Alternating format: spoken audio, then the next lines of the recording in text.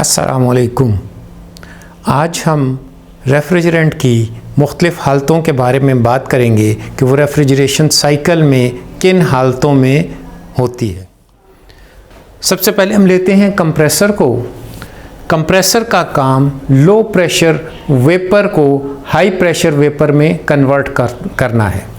यहाँ से high pressure vapour, ये पहला पार्ट है, यहाँ से हाई प्रेशर वेपर निकला जो कि हाई प्रेशर होने की वजह से हाई टेम्परेचर भी हो गया, ये कंडेंसर में गया। कंडेंसर दूसरा पार्ट है और कंडेंसर का काम है कंडेंसेशन करना। कंडेंसर में by removal of heat vapour को लिक्विड में कन्वर्ट किया जाता है और इसके बाद ये लिक्विड, ये जो आप देख रहे हैं, ये लिक्विड यहाँ से रेफ्रिजरेंट कंट्रोल में आता है। रेफ्रिजरेंट कंट्रोल का काम कंप्रेसर के उल्ट है। कंप्रेसर लो प्रेशर वेपर को हाई प्रेशर वेपर में तब्दील करता है। ये refrigerant control high pressure liquid को लो प्रेशर लिक्विड में कन्वर्ट करता है। ये लो प्रेशर लिक्विड एवोपरेटर में जब दाखिल होता है तो अपने सराउंडिंग से, यानी एवोपरेटर चैम्बर से हीट को एब्जॉर्ब करता है और ये एब्जॉर्ब हुई हुई हीट यहाँ इसकी हालत में तब्दीली लाने का बायस बनती है। यहाँ लिक्विड एक बार फिर वेपर में कन्वर्ट हो जाता है। जब लिक्विड वेपर में कन्वर्ट होता है तो फिर इसको कंप्रेसर सक करता है। कंप्रेसर का काम है एवोपरेटर में लो प्रेशर को मेंटेन करना और कंडेंसर में हाई प्रेशर को मेंटेन करना। रेफ्रिजरेंट कंट्रोल का काम है कंडेंसर के हाई प्रेशर को कायम रखना और यहाँ पर एवोपरेटर में लो प्रेशर को क्रिएट करना। जबकि कंडेंसर हीट को रिजेक्ट करता है और एवोपरेटर हीट को एब्जॉर्ब करता है। अब ये दरमियान में एक लाइन आप देख रहे हैं, डॉटेड लाइन। इस लाइन से इस तरफ, यानी निस्फ कंप्रेसर, कंडेंसर और निस्फ रेफ्रिजरेट कंट्रोल को हम हाई प्रेशर साइड कहते हैं, जबकि इस लाइन से इस तरफ एवोपरेटर रेफ्रिजरेंट कंट्रोल आधा, एवोपरेटर पूरा और आधा कंप्रेसर, इसको हम कंसिडर करते हैं लो प्रेशर साइड में।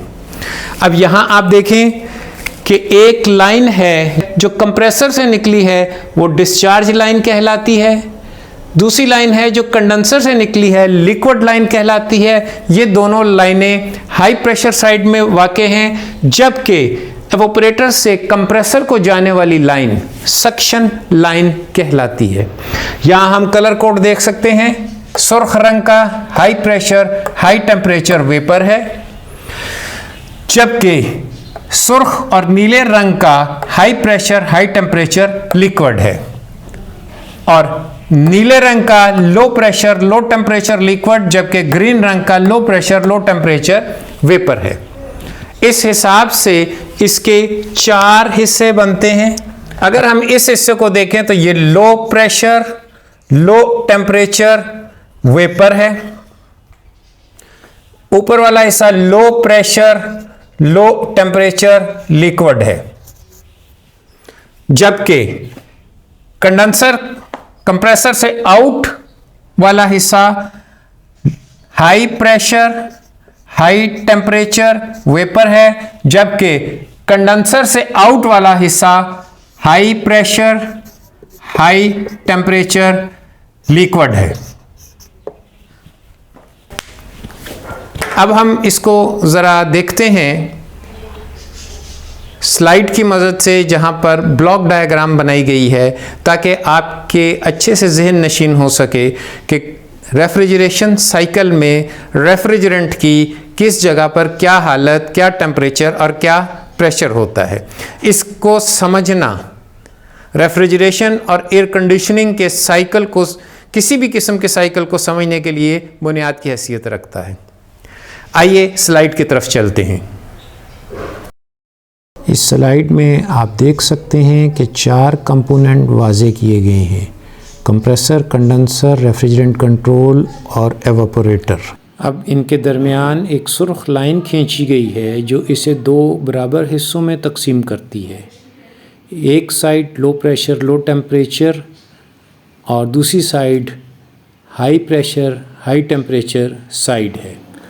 अब इस डायग्राम को उफ़क़ी हालत की नीले रंग की लाइन से दो हिस्सों में तकसीम किया गया है। इसमें ऊपर वाला हिस्सा यानी कंप्रेसर साइड वाला हिस्सा वेपर साइड है, जबकि रेफ्रिजरेंट कंट्रोल वाला साइड वाला हिस्सा लिक्विड साइड कहलाता है। अब यहाँ पर उफ़क़ी और उमूदी दोनों लाइनें ज़ाहिर की गई हैं, यानी वर्टिकल और हॉरिजॉन्टल दोनों तरह की लाइनें। इस डायग्राम में अब कंप्रेसर से कंडेंसर तक का हिस्सा high pressure high temperature vapour को ज़ाहिर करता है। कंडेंसर से रेफ्रिजरेंट कंट्रोल तक का हिस्सा high pressure high temperature liquid को ज़ाहिर करता है। रेफ्रिजरेंट कंट्रोल से एवोपरेटर के दरमियान low pressure low temperature liquid है, जबकि एवोपरेटर से कंप्रेसर के दरमियान low pressure low temperature vapour है। इस तरह इस सिस्टम के 4 हिस्से बनते हैं। आपने स्लाइड्स का मुशाहिदा किया, उम्मीद है कि अब आप लोगों को अच्छी तरह समझ आ गया होगा। इंशाअल्लाह अगले लेक्चर में फिर मुलाकात होगी।